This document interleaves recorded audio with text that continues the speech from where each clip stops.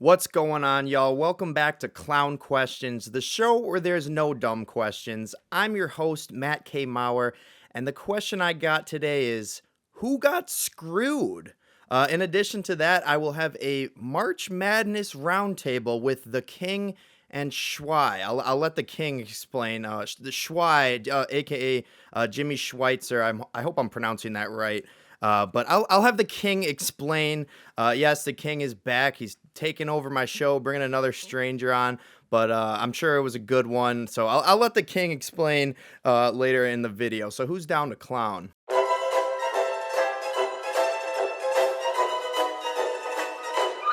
That's a clown question, bro.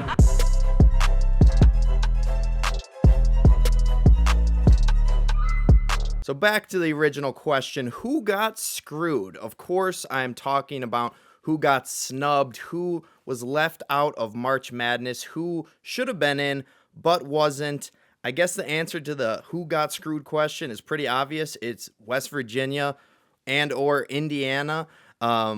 So basically what happened is on Selection Sunday, we found out that the last team in was UNC, North Carolina. Shout out Stu Dahlman. He told me a couple weeks ago they'd be in the tournament.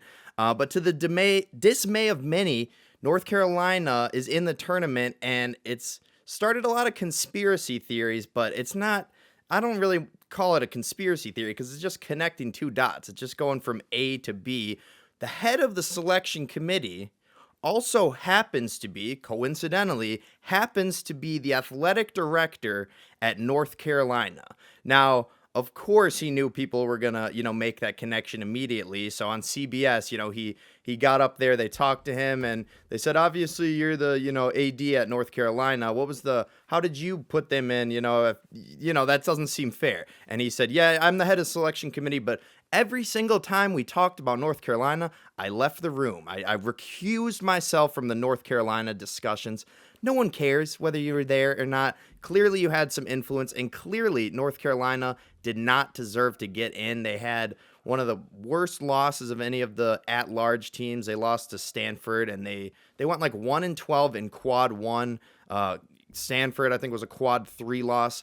To be honest, I don't know too much about what the quads are, but all I know is Indiana is a team that beat Michigan State, definitely a quad 1 team. That's a top 10 team, a 2 seed in the tournament. And West Virginia, they beat Kansas and a lot of other good Big 12 teams. So people are calling the NCAA rigged after seeing North Carolina's inclusion here. The West Virginia governor even chimed in. He called West Virginia's exclusion a, quote, miscarriage of justice and robbery at the highest level, end quote.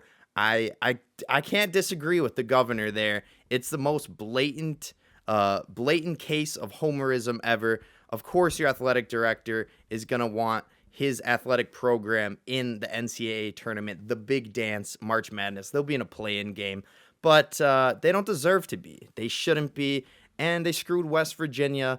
And that's all I can say about that. Let's get into some NFL news with my next question. Who got paid? Two Bengals got paid. They're trying to get a third paid right now with Trey Hendrickson, and they need to based on how that defense performed last year. But their offense is, solidified for the future. They have extended both of their star wide receivers, Jamar Chase and T. Higgins. T. Higgins signs a 4-year, $115 million extension. Jamar Chase signs a 4-year, $161 million extension. Chase obviously deserved $40 million a year. It's funny that that's Daniel Jones' same contract, 4 years for $160. But Chase is the best receiver in the league. He definitely deserves it. T. Higgins is another guy who's, fringe top 10, definitely a top 20 receiver. He gets his $114 million deal. Probably not as mad about the franchise tag anymore after they finally paid him. I always thought that would kind of be a little awkward. You got to pay both of them, and you have to give Chase another $50 million. But I think they understand. Chase was the Triple Crown winner. T. Higgins wanted to get paid, but at the same time understood that he also has the best receiver in the league on his team. So I'm liking what the Bengals are doing. They were one win away from making the playoffs this year.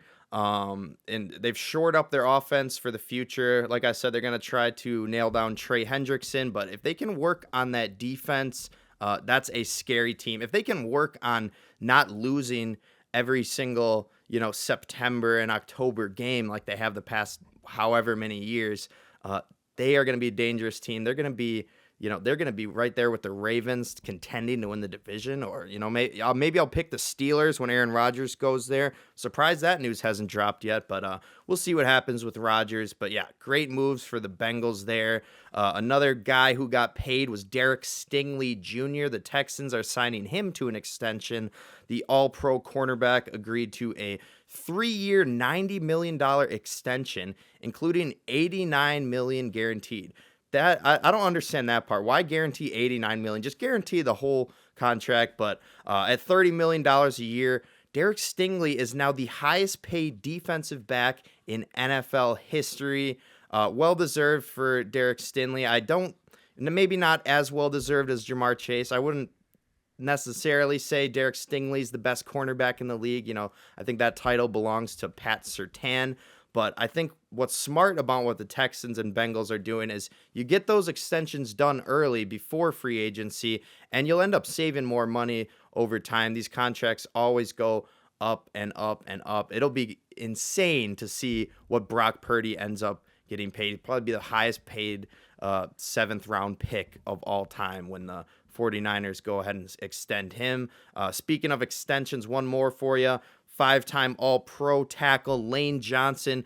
He actually reworked his contract. Apparently that adds another $8 million over the next 2 years, but an additional $30 million in guarantees. He's 35 years old, but he'll make $48 million over the next 2 years, including $40 million guaranteed.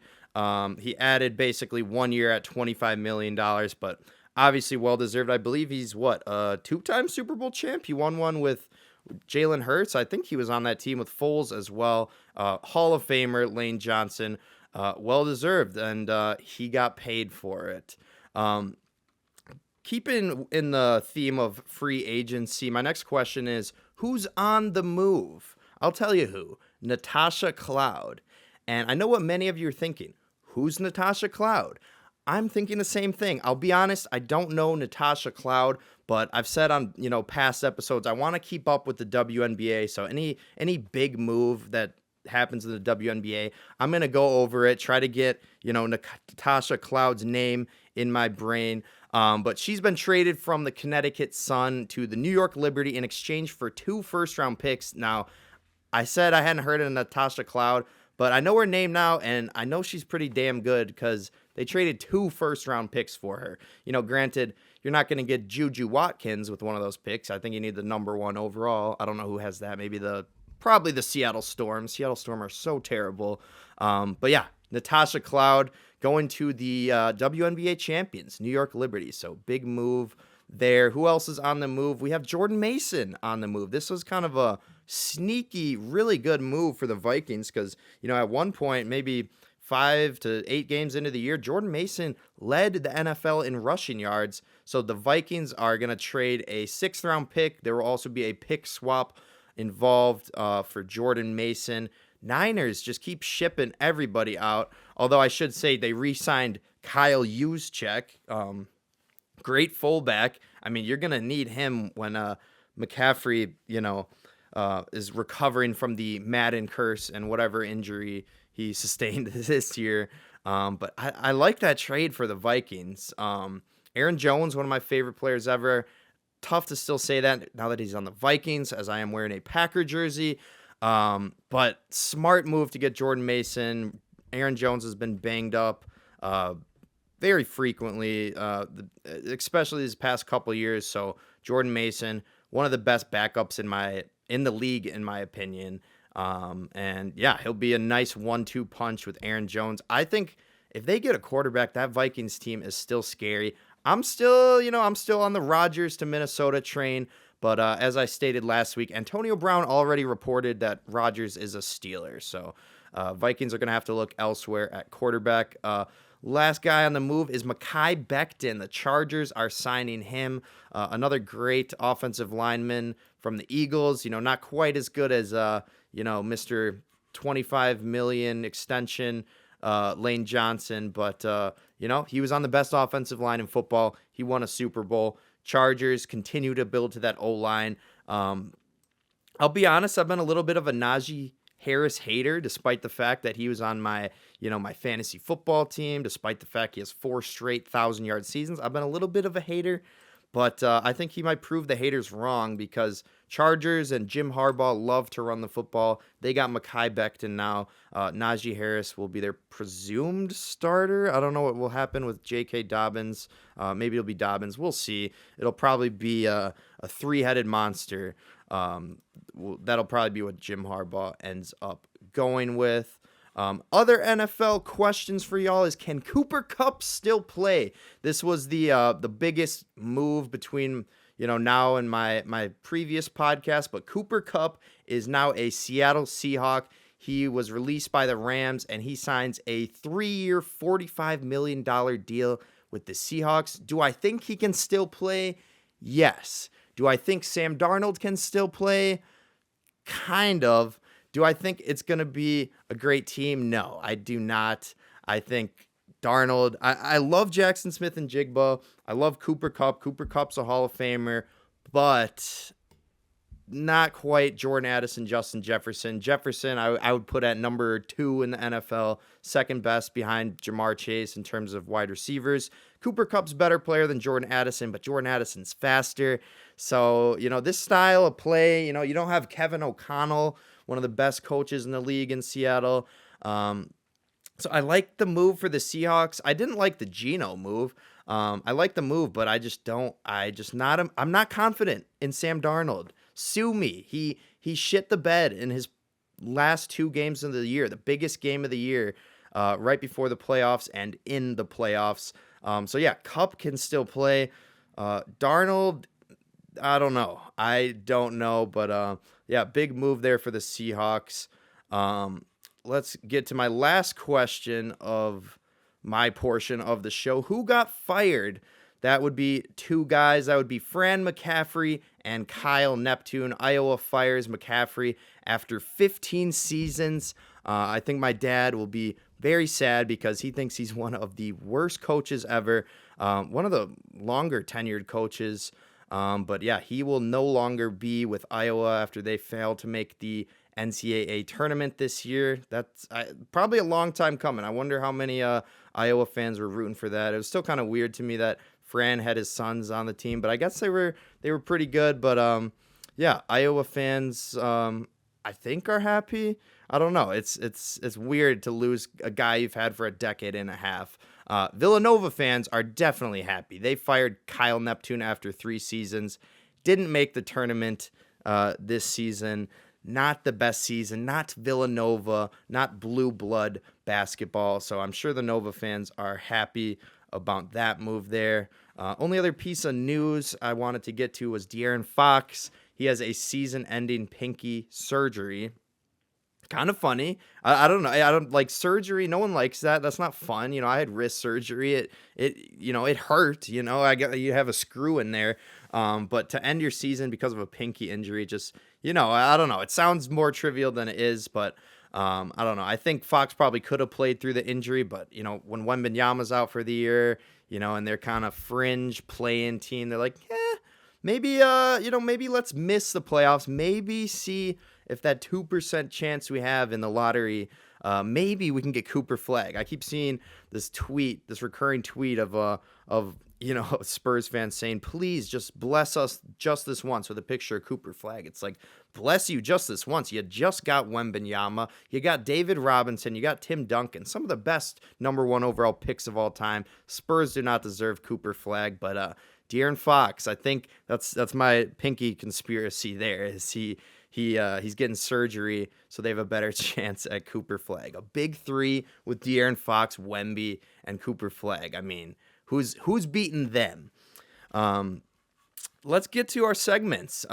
First segment is, as always, First Year Interruption. Today, we will be interrupted by JB Bickerstaff. Bickerstaff is the head coach of the Detroit Pistons, and he had some choice words after they lost to the Thunder in a game that I didn't watch, but evidently was filled with horrible officiating and probably a bit of favoring the presumptive MVP SGA. So yeah, I'm just gonna let JB take it away. This is JB right after the post game, in which the game was not officiated well according to him. But I'll let you hear from him. Here's First Year Interruption with JB Bickerstaff. Coach, what do you say to your guys after a game like this?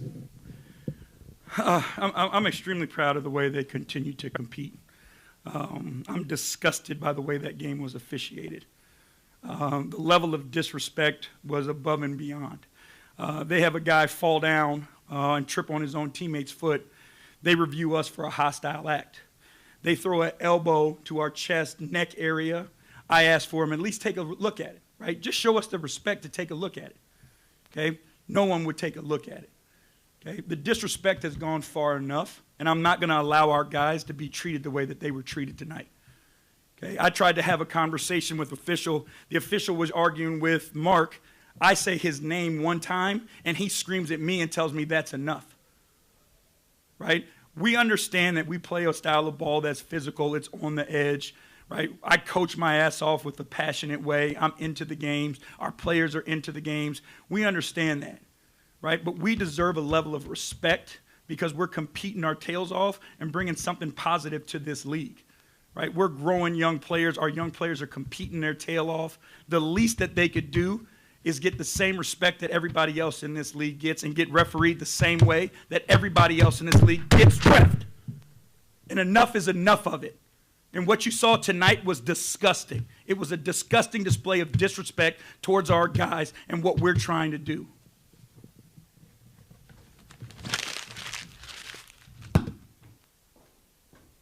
Disgusting. All-time rant there from JB Bickerstaff. That may be one of my favorite first-year interruptions of all time. That you can't. There's nothing even to say for this one. I always try to have some commentary back, but JB Bickerstaff said it all. There's been a lot of allegations this year about Shai Gilgeous-Alexander being a free throw merchant, right? I don't know if I've called him a free throw merchant. I probably have on the show. I say a lot of stuff and forget about it, but that's the most indirect way for JB Bickerstaff to call SGA a free throw merchant. Now, like I said, I didn't watch the game, but they played the Thunder, so I imagine that was a lot to do with it. You know, the Pistons are a physical team, good defensive team. I think they're a sleeper to win a series or two come playoff time. But love it from JB Bickerstaff, just crumpling up his notes, he threw a ball of paper, a ball of notes so hard at a microphone that you could audibly hear it, the microphone peaked and he just walks out. They asked him one question. He said, what do you even say to your guys after a game like that? And Bickerstaff went off. I don't know if he got fined. I'm assuming he did, but just an all-time rant from JB. Love it there. The Pistons are a fun team to watch, and JB Bickerstaff just made me an even bigger. I'm not a Pistons fan. I'm a Lakers fan, but I like what they're doing in Detroit. They are speed running a rebuild, and it's been very impressive. But yeah, thank you, JB. That was beautiful. Let's get to our interview, our first ever roundtable. I'm calling it the King's March Madness Roundtable with Jim Schweitzer, or the March Madness Roundtable with the King and Schwei, a take on the King and I guess. I'll have the King explain. But yeah, thanks so much, guys, for pulling up. I know we had some fun talking basketball. So here they are, the King and Schwei. Now pulling up to the pod, back by popular demand. It's the leader in the clubhouse now for podcast appearances with 5 appearances. It is the King. King, how are you doing?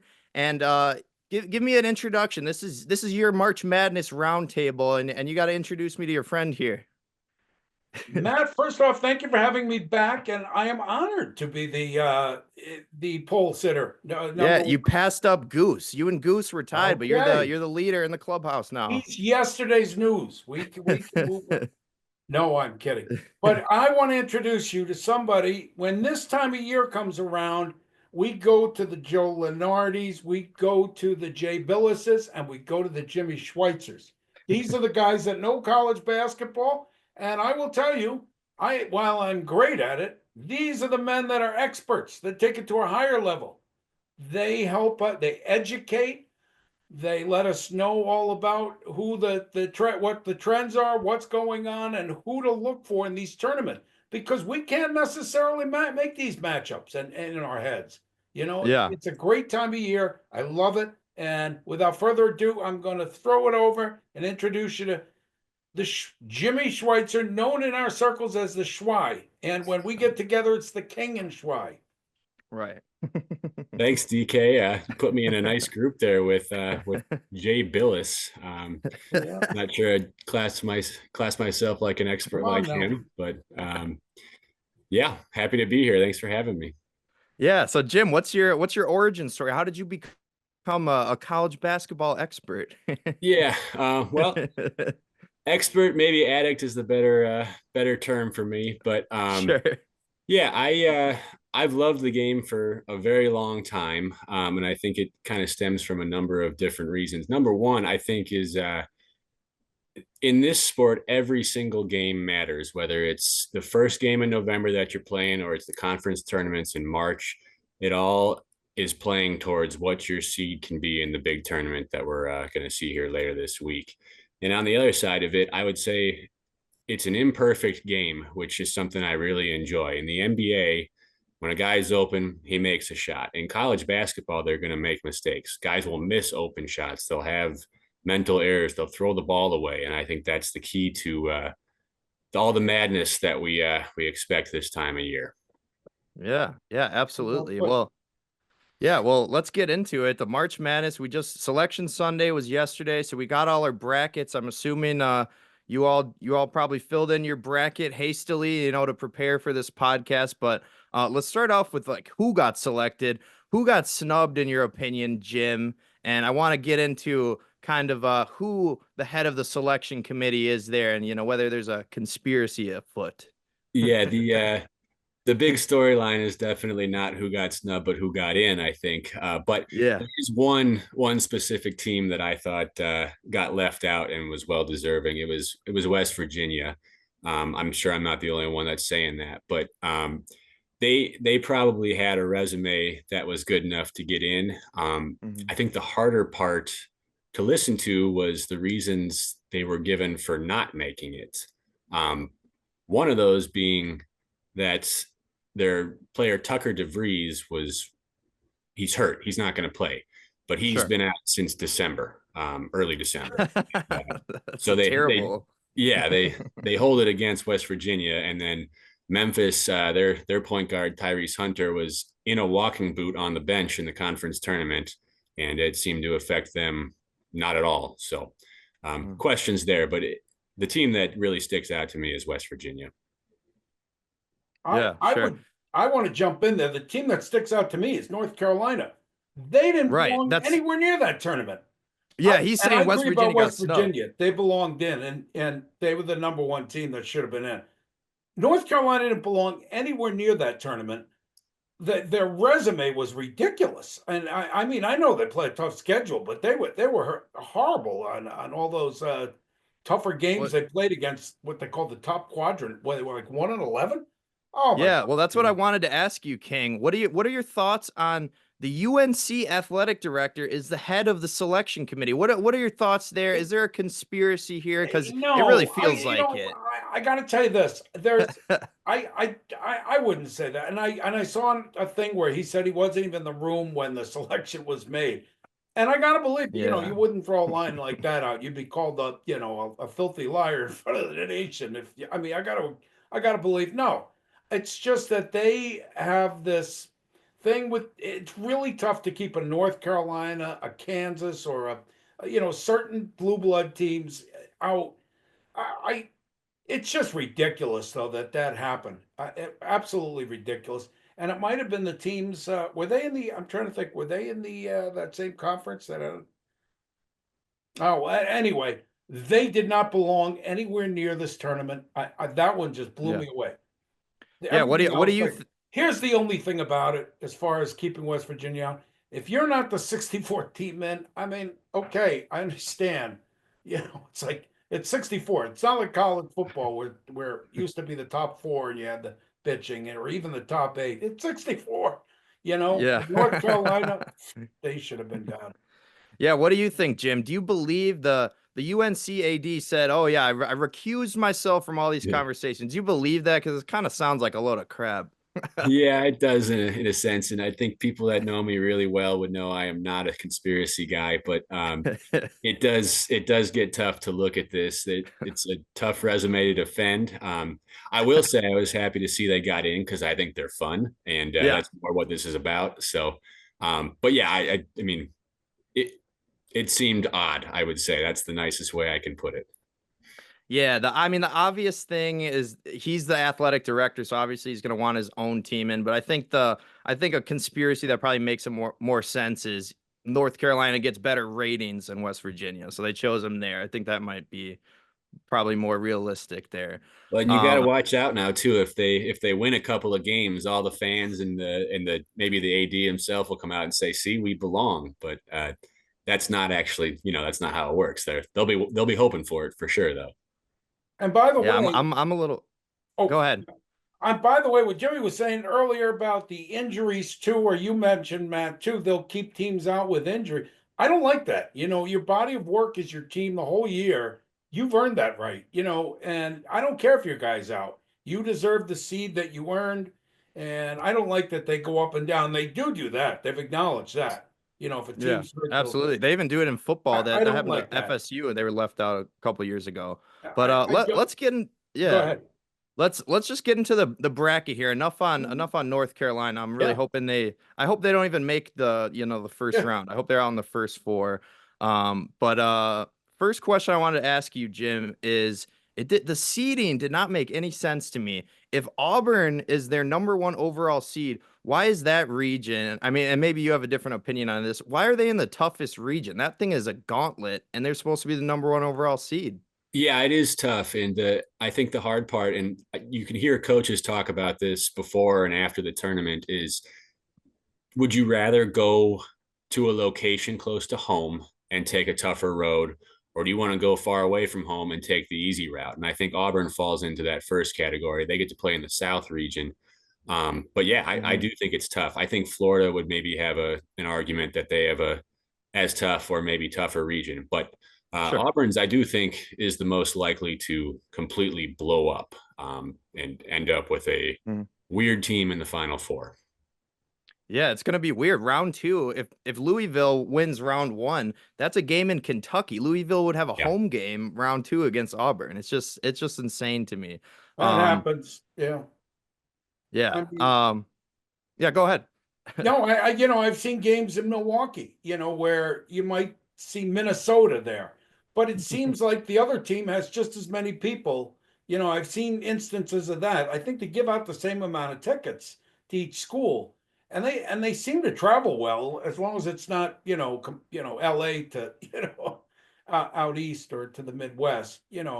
Everyone else seems to travel, and best atmosphere seeing these games. I mean, it's just awesome. I mean, you go to these and you go to an NBA game and it's like night and day. Oh my God. I'd go to these every night if I could, it's an incredible atmosphere. But back to your question.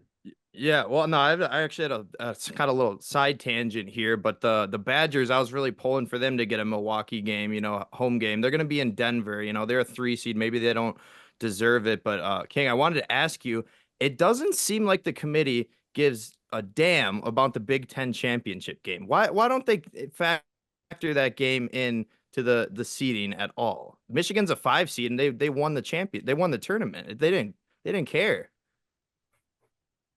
Jim, you want to take? Oh, I was asking King. Sorry, King and Jim Oh, Ryan. I'll let Jimmy King, I was take that asking you. one. Yeah. Oh, okay. Yeah, I don't get it.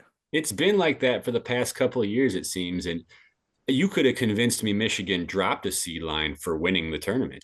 You could have put them on the 4 or 3 line, and I think that would have been fair. Yeah. Yeah, to me, it doesn't make any sense. If you ask me which team that made the tournament got screwed, it's Michigan because not only did they end up on the 5 line, but they got a really tough draw also. So yeah, tough break for them for sure. Yeah, I'm excited about UC San Diego, Mr. Anawamawa Tate Jones. I don't know. I'm trying to get his name in my head, but let me keep talking about a couple of the top teams here.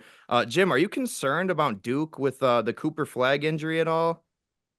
I would say it's hard to say no, just because he's far and away the most valuable player in the tournament. But watching them win the ACC tournament without him, that could have been a boost for them, honestly, because it let local guy Con Knipple kind of take the lead for that team and show what he can do. And then if Cooper comes back at full health, I mean, they could be even better than when he got hurt. They're the most talented team in the country. I think it's just going to come down to whether freshmen can kind of hold it together in crunch time. So no, I would say no. I'm not all that worried. Okay, the King, are you worried about the number 1 overall pick potentially being out 1 or 2 games here and No, maybe being I'd banged say up? same thing as Jim. Yeah. I watched, how they proceeded without him, and I like that coach too. He's kind of grown on me, and I thought I'd seen him play as a young man. I got to look that back up. I was going to do that the other day. John Shire? Shire is his name? Yeah, he played for Duke a That's handful what of I years thought. ago. Yeah, I thought Okay. I Was he remembered him. good? Yeah, he was a great shooter. Yeah, and he okay. was like a really good, like I like to say, like gel player who really kind of fit in. Glue guy. Yeah. Yeah, and I knew I remembered him. Anyway, I think they'll be fine. I have a different take on who's going to win it all, and I think is the most talented, but Yeah. they're damn good. And like Jim said, if they hold it together, you got a lot of young kids there, Yeah. and when it comes to crunch time, teams get into that. I will tell you this, what I always see what happens is it is the teams that take it by the throat. You want the assassin, the guy that wants to score. And usually it's guards. They'll take it at you. That's when you win tournament games, tight games. That's what I Yeah. look for. But Yeah.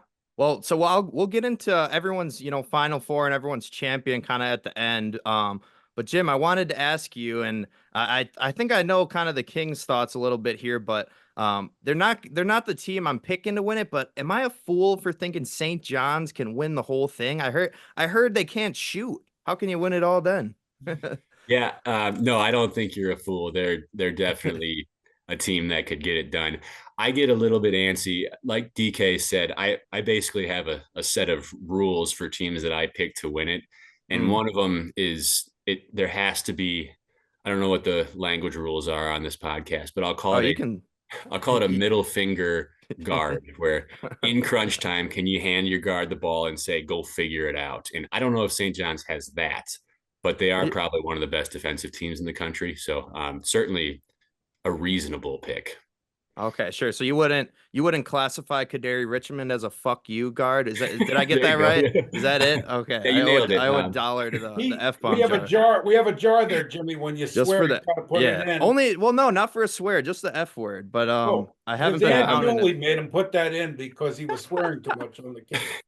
I think Richmond's a great player. I don't know that he's the isolation guy that shot clock's at 10 seconds. Can you give it to him and just go get a bucket?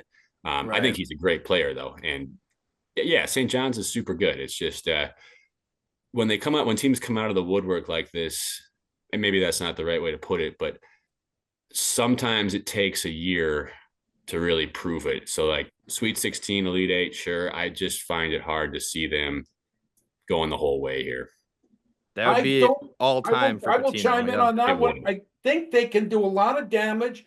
They're the only team, in my opinion.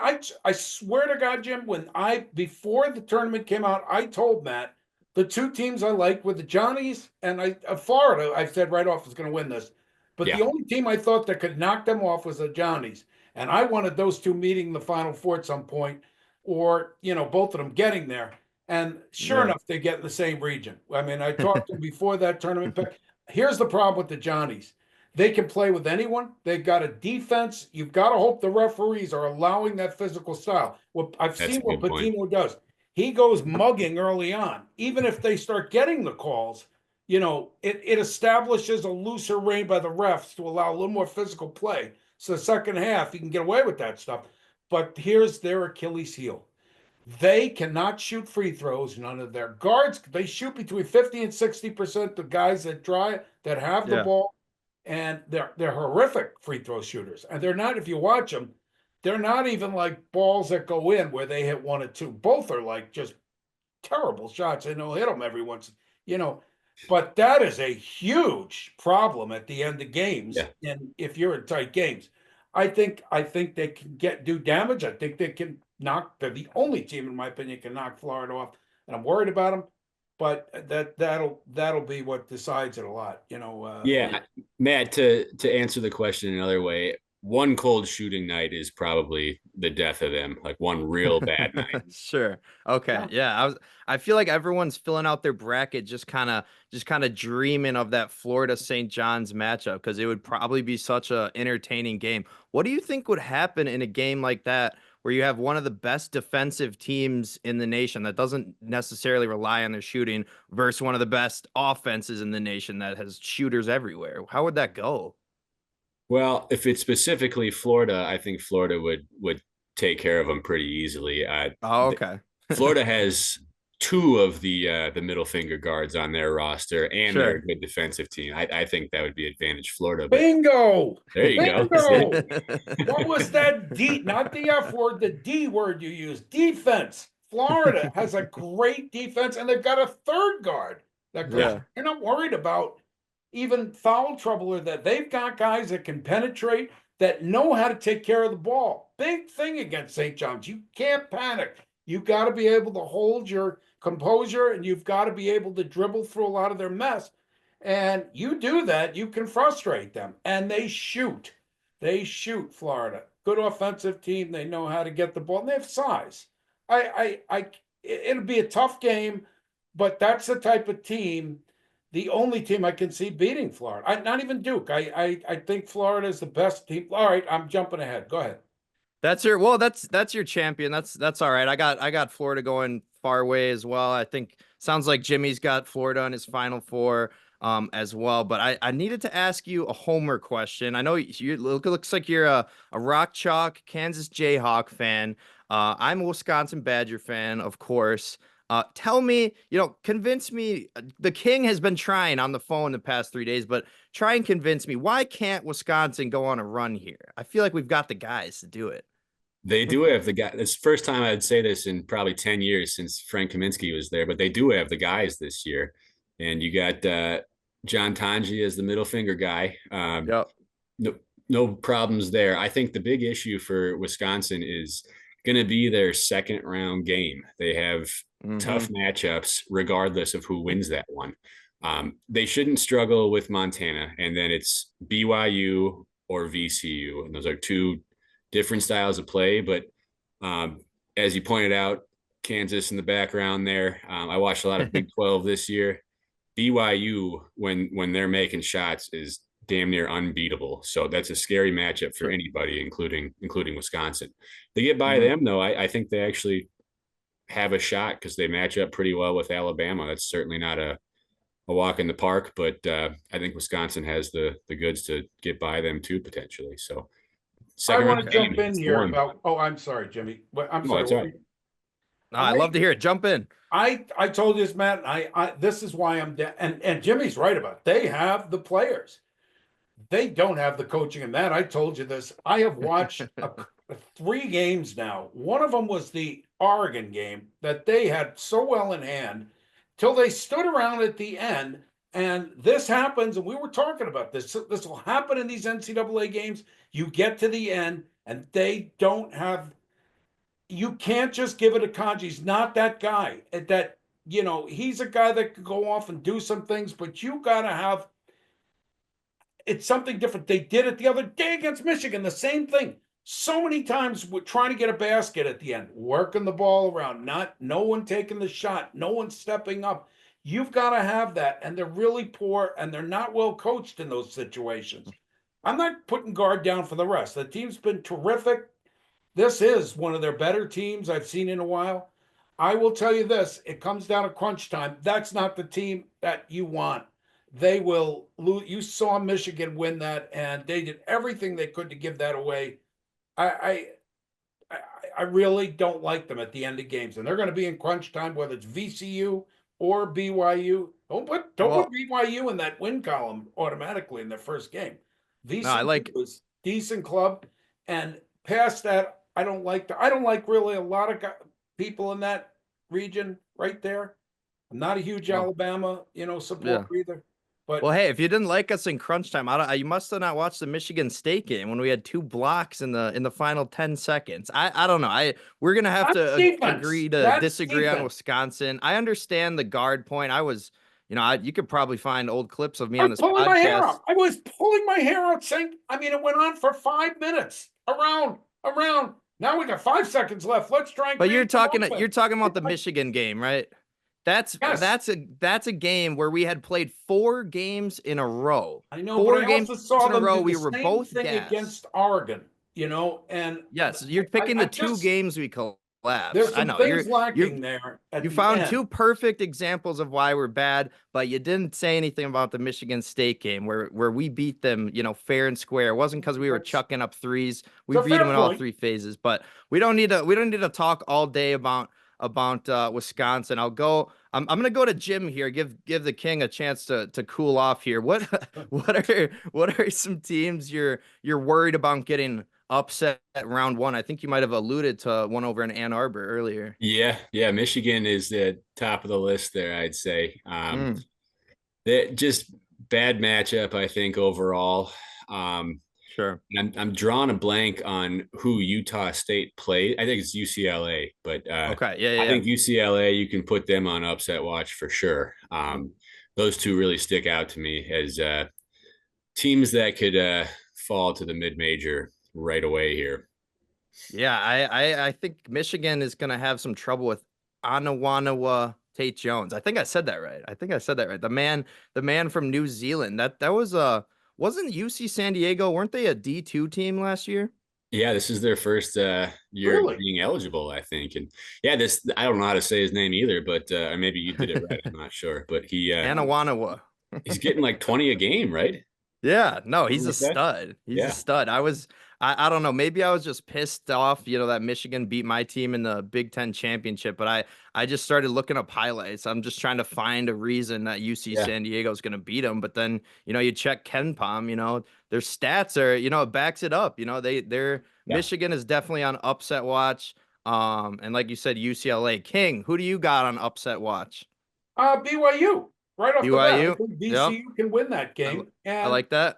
and I had a couple others here. I'm just trying to scratch where they are here. Let's The try to Creighton go through the Louisville game, I don't know why Creighton is getting points in that game. I think they're going to win that game. That's a toss-up game. There's actually a 12-5 game, I believe, where the 12 is favored. I think Yeah. Vegas has the Colorado State I don't know the mascot. Colorado Yeah, State favored over over Memphis. What do you think about 12-6, that yeah. one, Jim? Yeah. I think a lot of that has to do with, like I said, Tyrese Hunter of Memphis was literally standing in a walking boot on the bench. Right. But that doesn't affect their seating, just Mhm. somebody else, right? So Yeah. Colorado State is very good. They've won what's like 500,000 games in a row or something, but they got a guy that's been really good down the stretch here. I don't know about favoring them, but that's going to be a really popular pick for sure. Tell me Again, about Arkansas, Kansas, Jimmy. I picked Arkansas in an Yeah, upset let's did you? talk about Did you? that. And Jimmy, let me start here. I'm picking Arkansas. I don't think Arkansas has looked great this year, but I John Calipari, biggest Yeah. biggest name in college hoops. I think he gets the upset here against your Jayhawks. But Well, yeah, what's the let me breakdown? first say this: when you're a 7 seed, you don't get to complain about your draw. It is what it is. I'm used to things being a little different. Tough draw though. Yeah. Well, you know what? I'm not all that afraid of John Calipari. I think he's a bit washed, as they say. And Bill Self's had a really good history against Cal. So I don't hate the matchup. Doesn't mean they're going to win. I'm picking Kansas, and I think whoever wins that game is going to probably get steamrolled by St. John's. So Yeah. my season this tournament starts and ends for me on Thursday. So it'll be a fun game to watch, and we'll be moving along. You don't anticipate winning. I don't anticipate beating St. John's in round 2. That's for sure. I think okay. I think they can beat Arkansas.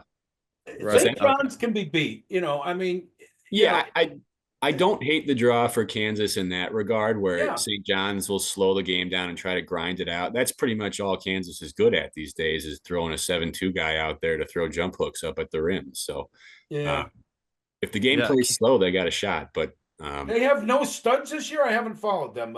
Just Hunter Dickinson, the guy who transferred from Michigan. And then they got a bunch of role players around him.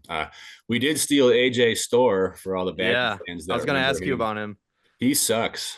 He's not been playing much. I don't think.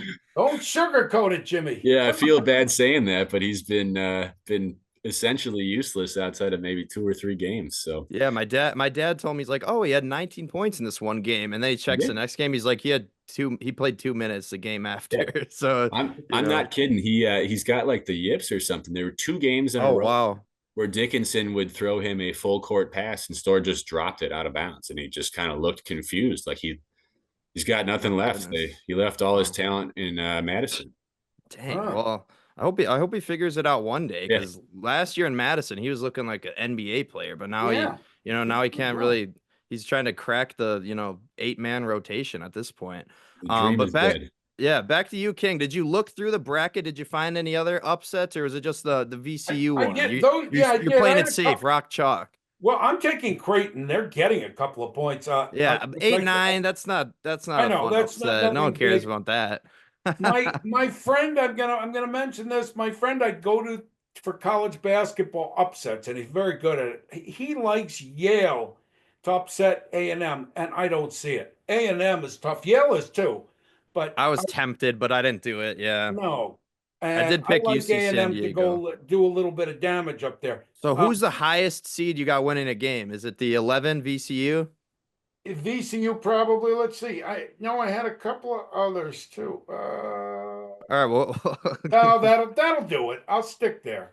All right, so here, let me ask you this, Jimmy. When you're filling out your bracket, Drake is one I took. Okay, there you go. There's one. Yes, I took Drake to upset Missouri. And okay, that's like a 6 or 7 point. That's probably my biggest upset of the first round. That's an 11/6 as well. Yeah. Jim, let me ask you this. When you're filling out your bracket, do you go rock chalk, play it safe, and, take a lot of, don't do a lot of upsets and, try to win the pool? Because what I do is I try to pick a perfect bracket. Obviously, it's never been done. It never will be done. But I always try to pick a perfect bracket. So I always make sure to have, 5 to 7 upsets or, whatever. Well, how do you play it? Yeah, for sure. I mean, you got to aim for the perfect bracket, right? So I mean, I usually have my core teams that I really trust and believe in going into it, and they'll usually find their way to the end. But I usually like to try to, everybody picks their bracket and they're overthinking it. I usually try to find a region that's going to explode and end up with something crazy happening in the end. But typically I go into it with a handful of teams I really like and a couple of mid majors that I believe in, and they're usually putting pen to the next round right away. So yeah, I had to ask you that because I know how the King plays it. The King, the 12 is probably as high as he'll go for an upset, but like I feel like the highest upset is usually like a 13, 14, 15. Yeah. We've had some 16, so I don't know. I'm trying to find the highest seed I have winning is High Point. I like High Point against Purdue because they got a guy. I just like the guy's name. His name is Jocelyn Bodo. He's a 7-footer and he can block shots, but that's the highest seed I have winning. So I don't know. I'm not going to pretend to be a High Point expert, but they can really score, and they do have a transfer from Kansas a couple of years ago named Bobby Pettiford. So I am familiar with them. I don't think that's a bad pick. I didn't do it myself, but I think it's possible if they get it in a track meet. Okay. I will tell you though, any of these pools, when I was younger, man, I might have picked a lot more upsets. I don't pick, quantity wise a lot, but I found that you want to just stay in the regular flow, just be close with everyone I else. know. The You people want to that win this, win. and I've won these pools. We were telling you, I've won 3 or 4 of them in my lifetime, and you win them by having the final team, I and know. usually a favorite versus the final team. And I had Villanova over Michigan. No one had Michigan in that final game. That's how I won. They weight these things too I unevenly. know. All of Yeah. these pools are compounded. It's ridiculous. One year I won. I had a terrible year, but I had Duke over Connecticut or Connecticut over Duke. I was living in Connecticut. Still wouldn't have it. And I had a horrible pool. I'm just telling you, you want to stay close on those. The best pool that I ever won, and Jim, I'm bringing this up, Walter Wong's Limehouse, 1983. The year that Jim Valvano won with that miracle. Yeah. My partner and I, the late great John McNaney, he was my college roommate for a year, and he and I would each pick, and we'd combine them, and if either one, we'd win. We went down and we put this in. Al McGuire used to eat lunch there. Everybody knew this place, 120th of Blue Mountain, great Chinese restaurant. Everybody in town was in this pool. And McNaney picks 15 of 16 games on one of the first 2 days. And then maybe he missed the next day like 3 games. He had 3 losses or 4 losses after the whole first round, and we led by like 3 picks. And every pick was worth 1 point. The final game of the tournament, the first round. And that's how all these pools should be. Somebody like you, Jim, would probably do well in these. But no, you wouldn't get anybody playing them. But in those days, this one was so popular, and we had a lead, and I can't remember, we didn't have Louisville. Everybody had Louisville, and everybody had Houston. And NC State upset everybody, and that helped us. Everybody Yeah. wiped out. Nobody could gain points on us, and we won this thing. It was over $2,000, and we were 19-year-old kids, and Yeah. no, we were 22, 21-year-old, 22. It was awesome. It was awesome. But Yeah. that's how the pools should be. But the way they are now, you want to make sure you have your teams and try and pick that team they play. I had another one I won where Texas A&M got to the final game. Yeah. Yeah, but that's the difference between me and you, King. You want to win. I want the perfect bracket. I want to be the first person to pick the perfect bracket, even though I'm more likely to getting struck by lightning 5 times. But let's move on. I was wondering, would you guys like to do a new segment presented by no one? Go ahead. I like right. the sponsor. They sponsored my fan show. Exactly. Yeah. Maybe one day. But so this new segment is called Cinderella. So pretty simple here. What teams can you see going on a Cinderella run? The King, let's start with you. Who's your Cinderella? I will not accept any 5 or 6 seeds, 7 seeds, and maybe a 6. Okay. But if you tell me, if you give me a 5 enough. seed as your Cinderella, I'm not going to be happy. No, that's not okay. a I'm going to Cinderella put run. Michigan is not Virginia VCU. Commonwealth. Okay. They're an 11th seed. If you're looking for a long one, and they could be out in the first round, but I'm telling you, they could do damage there. I think Wisconsin's beatable. I think BYU's beatable, and Alabama's no world beater in my mind. And you think VCU could win 3 games? You think they could? You think they VCU could go toe to definitely toe with could. Bama They as well? definitely could. They could also be out, but you took away the other one. I would have said, You were gonna say a 5 seed as your Cinderella? Yeah, I won't. Who? Who's the that? other one I'd say is Illinois or Maryland would be the other two. Okay, they're very capable. Those teams get hot. Maryland, put Maryland in there for me. I think they're a 5, right? We will not accept Maryland as an answer. Illinois, we'll give you Illinois, because if Illinois made the Final Four, that'd be a little shocking. But Maryland they barely lost to the Big Ten championship on a buzz. Maryland's a great team. That ain't no Cinderella. Yeah, I know, but I'm just saying they're not upper echelon. Right. Illinois on certain nights. Illinois, I can't see them go far. Certain nights, they're unbelievable. You remember last year? I mean, how hot they got. They weren't good last year, the whole year, but they play certain nights. It's like, what team is this? Holy, Yeah. Well, let's throw it back to Schwei. I feel like I haven't heard from him in a second. What are some teams you can see going on a Cinderella run here? Yeah, I talked briefly. I mentioned Utah State and I mentioned UC San Diego, but I don't see more than one or maybe two wins for them. So one I'll give you, and I realize this could really backfire on me, but I think Creighton has a chance to make Ooh, a deep run because if they can get past Louisville and essentially a home game for Louisville, I think they match up really well with Auburn. okay. Creighton's got like a 7-3 center who can cause problems for Auburn's bigs, and if they just have a good shooting night, I think they can maybe pull that upset. And then if you're an 8 seed and you get past the one, the bracket really opens up from there. So I think Yeah. Creighton is a dark horse team to make a run to maybe the Elite Eight, something like Yeah. that. No That's a kidding. good Yeah. call. That's a good call because It's still I think they're going to win that opening game, and I didn't look ahead to the matchup with but I'll tell you, yeah, yeah. to actually make a run, the only one I would put up there, but they're too low, is Maryland. I That's think. not a Cinderella again. Yeah, I know. Okay, so you're right. You're right. I didn't Not look in and do it the right way.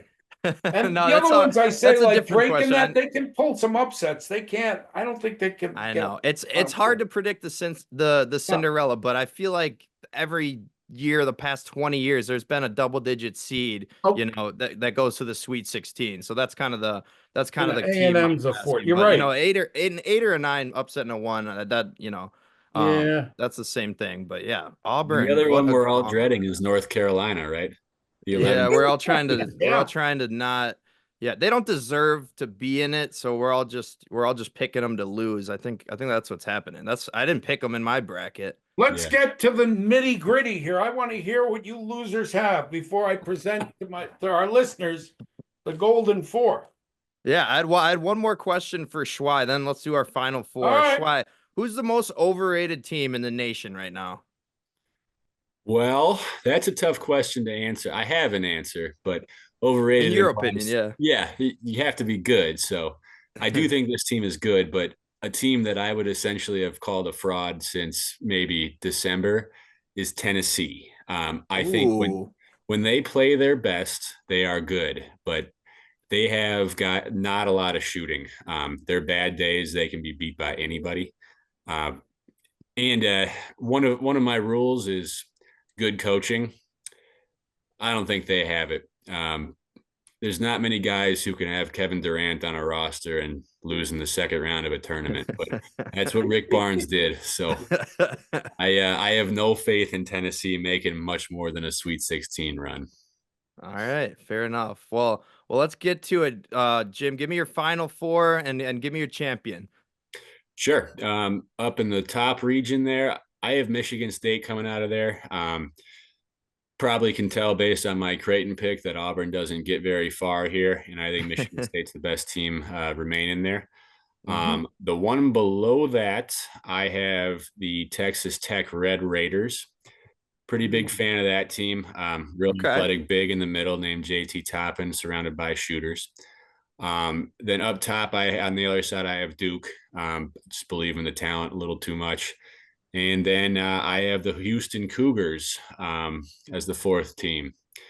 And then I would take Michigan State to beat Texas Tech, and I'd have the Cougars advancing to the championship. And I will put a big H on my bracket. I have Houston winning the whole thing. What do you know, Wow. Jim? You and I have two of the same. I have Michigan State and Houston, and I have this thing. I have a Potawatomi bet slip. Houston plus what are the odds on this?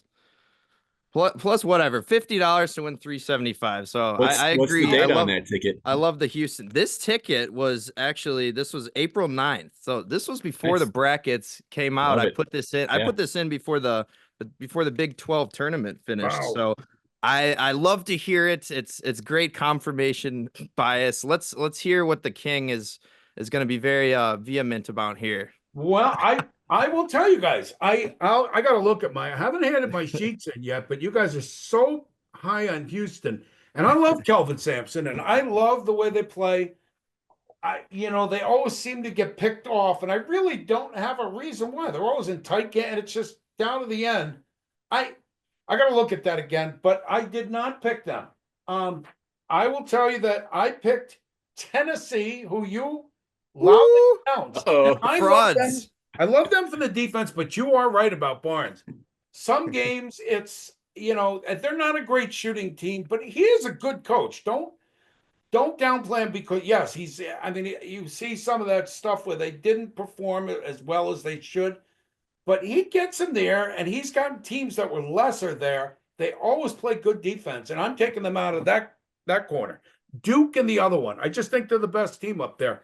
I think it's the Duke Invitational up there. There's nobody that can play with them in that division. What did you pick there, Jim? I had Duke, yeah. Oh, you had Duke. Yes, you did. Duke has a nice road. You did too, Matt? I may have went full homer. I took Wisconsin. Oh God, good God, no. Okay. I took Wisconsin. I'll be rooting for Wisconsin, but yeah, I just doesn't can't seem like it. In the other one, I would love to hear that you said Michigan State, because one of my two sheets I picked Michigan State. The other one I picked A&M. A&M's tough. I do not like Auburn. I'm shading Auburn. I have them. I hope Creighton knocks them off. I have them getting through that game, but then getting knocked off by A&M. So who do we got? Michigan State and Duke? Michigan State, Duke, Tennessee, and Florida. And I think Florida's going to easily wipe the floor with Michigan State. I don't think Michigan State can play with them. And I don't think Duke can play with them. And that'll be the final. 76-72. I got it. Only that I needed points to total 148. I think they asked you for a score, but actually points. I should have just put in the total. Florida winning it all, though. I like that pick as well. I got Houston over Florida in the championship, but I don't know. I think March Madness. The great thing about it is that no one knows, and we can be sitting here in a couple weeks laughing at the King, or the King will be saying, "I told you so," like he's kind of saying like right now before he even has any evidence. I did in football when I told you there'd be two final teams. I said Kansas City because they were going to have a home game. They'd be an easy favorite, and it'd be tough. Even though I was rooting for Buffalo, I said it'd be tough for anyone to go in there and win. And the other team I told you was the most talented, Philadelphia. I didn't call the Super Bowl, though. I didn't. I couldn't pick a game. I thought it'd be a tight game. I was off. Yeah. But I'm giving you here. I'm telling you, Florida's the most talented. The guard play. Look for these assassins that know and can play smart and that want the ball. And they've got three of them. Yeah. If they're built to win this thing. And we'll see from there. I don't know. And Duke gets it too easy. They cannot not get to the Final Four unless the Badgers come up. Shock me, but I think we match up decently against Duke. I don't know. I'm only saying that. I want to hear what Jim says about that. What do you think about the Badgers chances? I know you about the Badgers with Duke. Yeah.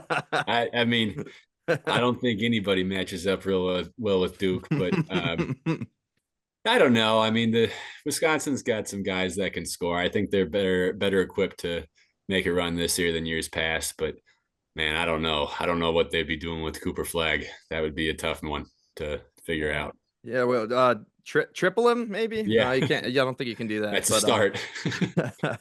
Well, hey guys, thanks so much for pulling up to the podcast. Appreciate you always for coming on. The King, you're starting to take over my show. We're gonna have to make a new one, just you, at some point here. Well, that's coming, and I will tell the listeners not to divert any, but Matt is helping me set up a new podcast, The King in His Court. And once I get that up, my wife's gonna. Well, I may be divorced. That happened, but. I sure hope not. No, I'm kidding. She loves it. So, anyway, so look for that. But we'll see. This was good today. Thank you, Jimmy. It was great having your opinions on today. Yeah, happy to be here, guys. Yeah, so it's really exciting, King. But yeah, I just got one last question for you, Jim, and thanks again for pulling up the Schwei. I guess you will be known on the title here. However we say it, Schweitzer. Is that how you say it? Yeah, that's okay. right. All right, I got it. Well, last questions for you, Jim. Thanks for coming. What's your all-time favorite sports moment, and maybe we could go basketball in particular, your college basketball. What comes to mind? If you can't pick one, give me a couple. Yeah, I mean, there's obviously a couple. I'm lucky to be a fan of a team that's had some success. But if I'm thinking of one specific moment that really gets me every time I see the clip, I would go all the way back to 2008. They would call it Chalmers for the tie. Yeah, Kansas coming all the way back from I think it was 9 down in 2 minutes, and maybe the most clutch shooter in Kansas basketball history got his hands on the ball and made a shot to send it to overtime, and that will always stay with me as a fan. yeah. I love it. I I love it. Mario Chalmers, love it. Miami Heat Mario legend. Chalmers won a couple titles with Unbelievable LeBron. game. But Memphis missing free throws. Oh my God. Yeah, I yeah. won't dwell on that. They just, two guys missed. Oh God. One. Some guy named Oh, Derrick the Rose fun missed a couple. Anyway, I won't dwell on that. We can steal Jim's magical moment, but I will tell you a magical moment. 1977. I am 17 years old. My family, 7 kids, 6 of us are sitting around a black and white TV, and my parents. My oldest sister, 2 years older than me, is the first in our family to go to college, and she's at Marquette, and she is in the band. And it's 1977, and as a freshman, we're watching on a Monday night where they win the championship over North Carolina.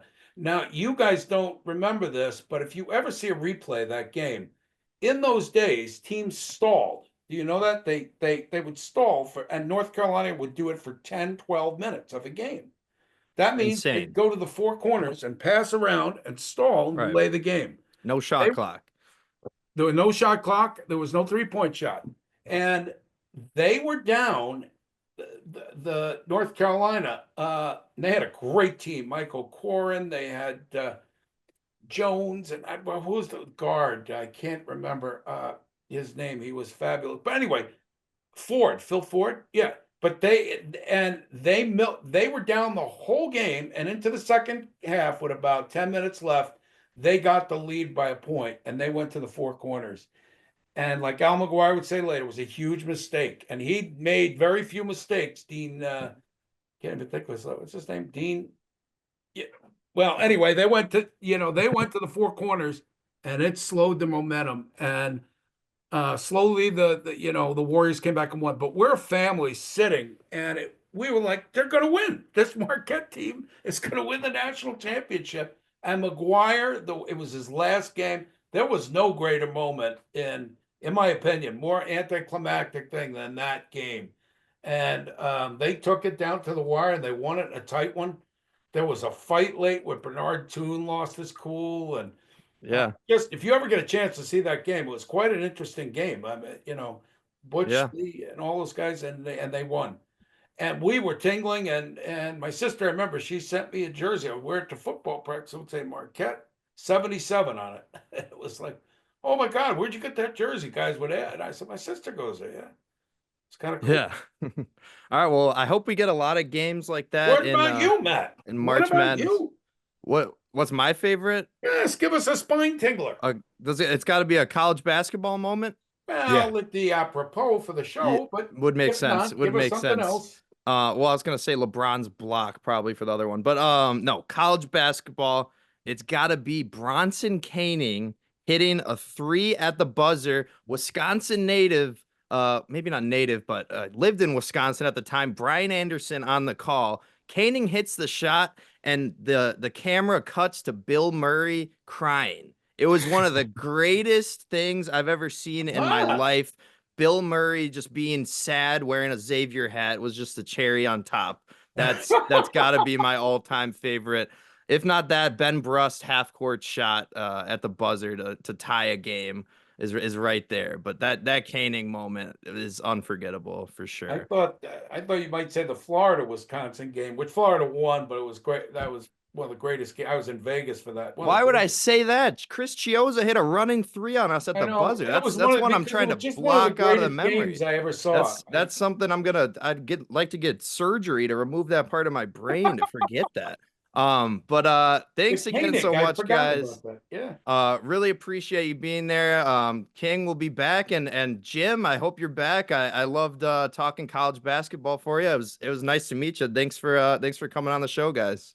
Yeah, thanks for having me. My pleasure, Matt. Always. Okay. It was awesome. Be All good, right. Well, fellas. yeah. Thank Good you, luck. Jimmy. Good luck Thank you, in the Matt. tournament. Good luck against John Calipari, and Yeah. good luck on those brackets. Go Wisconsin. Go Houston. Right. Tennessee. Okay. All right. I'll see you guys. Thanks again to the King. Thanks again, Jimmy.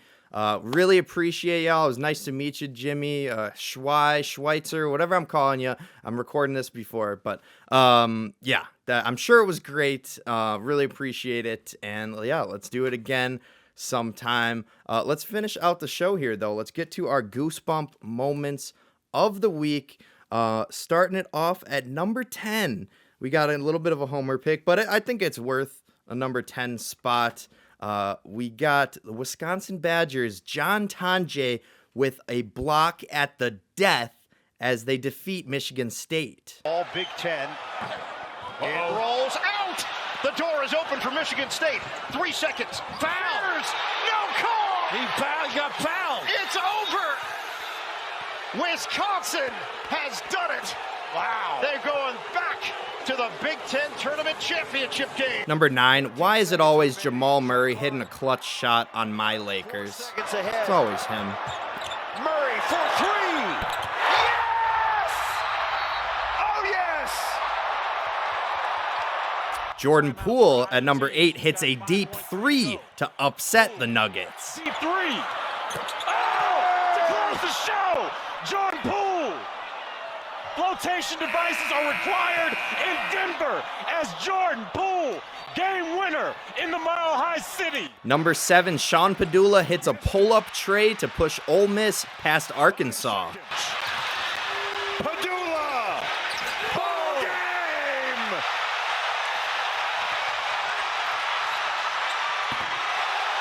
Sean Padula hits the 3. Number 6, Nate Johnson sends Akron dancing on a Euro step for the win. 5 seconds to What? go. Here's Johnson at the rim. He wins it. 2.3 to go. Here's Ipsaro. No good. Nate Johnson, the hero. Akron is dancing again. Number 5, Otega Owe goes baseline and hits a tough lane to win it for Kentucky. He's going, he drives, he puts it out, and in with a half second to go. Owe did it again to Oklahoma.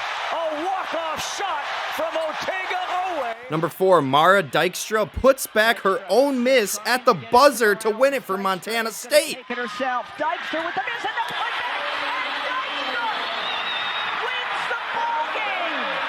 Number 3, Trey Donaldson goes coast to coast and leaves no time as Michigan wins a thriller. 2 seconds, Donaldson at the buzzer.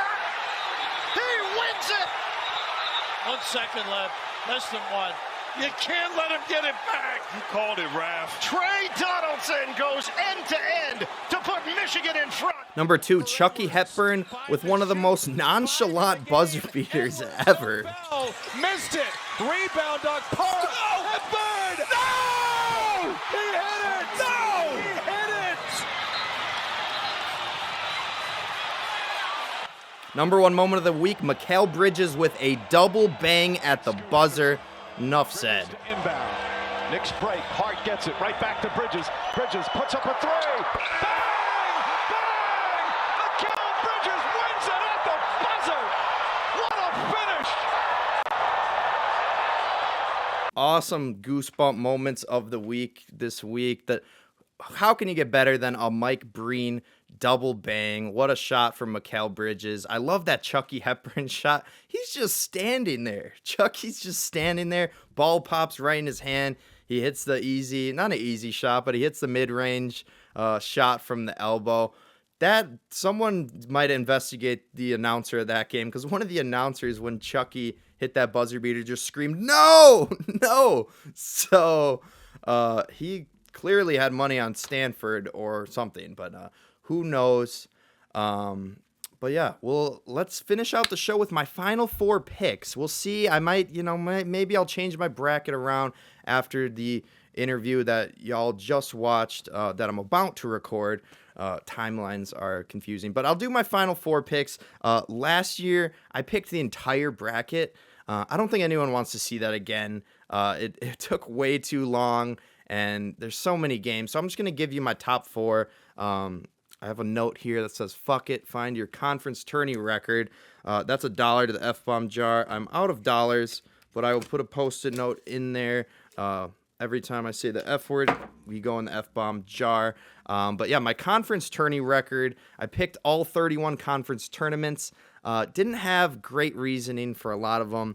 I went 7-24. So, maybe a little more research I would have benefited from.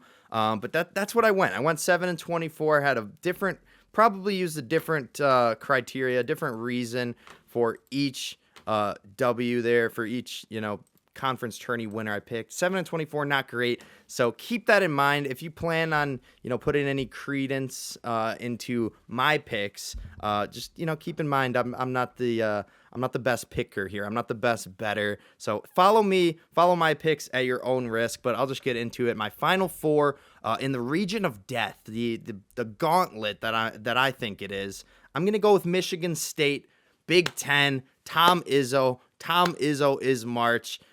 That's all I got to say. I don't know. Auburn's good, but Michigan State is better. There will be a homer pick in the other region on the other side of the bracket. I'm going to go with Wisconsin. I'm going to take my own team, my own Wisconsin Badgers.